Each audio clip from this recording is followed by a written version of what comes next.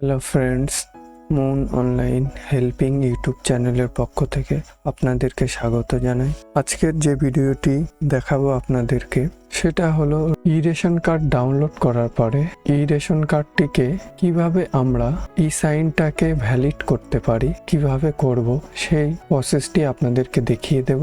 এটি একটি ই ration card. ই ration কার্ডটি ডাউনলোড করার পরে আমরা এখানে দেখতে পাবো ভ্যালিডিটি আননোন লেখা আছে, এটা আমাদেরকে ভ্যালিড করতে হবে। ডাউনলোড করার পরে আমাদের এখানে এই জিজ্ঞাসা চিহ্নটি থাকবে, তো আমরা এখানে টিক চিহ্ন নিয়ে আসতে হবে। তাহলে আমরা কিভাবে করব এই প্রসেসটি আপনাদেরকে দেখিয়ে দিচ্ছি। অ্যাট ফার্স্ট পিডিএফটি ওপেন করতে হবে।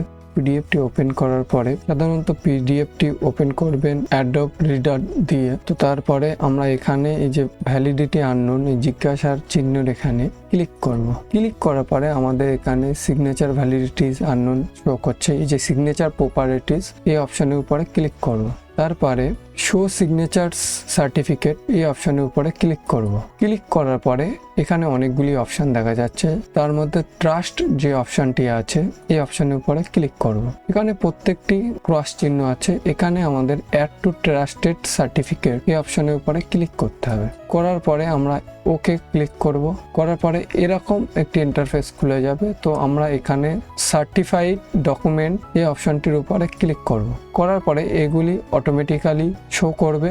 শো করার পরে এগুলি প্রত্যেকটিতে আমাদেরকে টিক চিহ্ন দিতে হবে, অর্থাৎ এখানে প্রত্যেকটিতে ক্লিক করতে হবে। ক্লিক করার পরে আমাদের যে ওকে অপশনটি আছে ওকে অপশনের উপরে ক্লিক করব।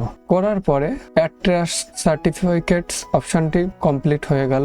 হওয়ার পরে আমরা ওকে অপশনের উপরে ক্লিক করব। তারপরে আমাদেরকে ক্লিক করতে হবে ভ্যালিডেট সিগনেচার এই অপশনটির উপরে ক্লিক করতে হবে। ক্লিক করার সঙ্গে সঙ্গে এখানে দেখুন সে জিজ্ঞাসা চিহ্নটি আর নেই, টিক চিহ্ন আছে, আর এখানে সিগনেচার আননোন দেখাচ্ছিল, এখানে সিগনেচার ভ্যালিড হয়ে গেছে। এইভাবে আমরা ই সাইনকে ভ্যালিড করতে পারি। আজকের ভিডিওটি এই পর্যন্তই। ভিডিওটি ভালো লাগলে অবশ্যই একটি লাইক করবেন এবং এই ধরনের টিউটোরিয়াল ভিডিও পেতে চ্যানেলটি সাবস্ক্রাইব করে রাখুন এবং পাশে থাকা বেল আইকনটি ক্লিক করুন, অল করে রাখবেন।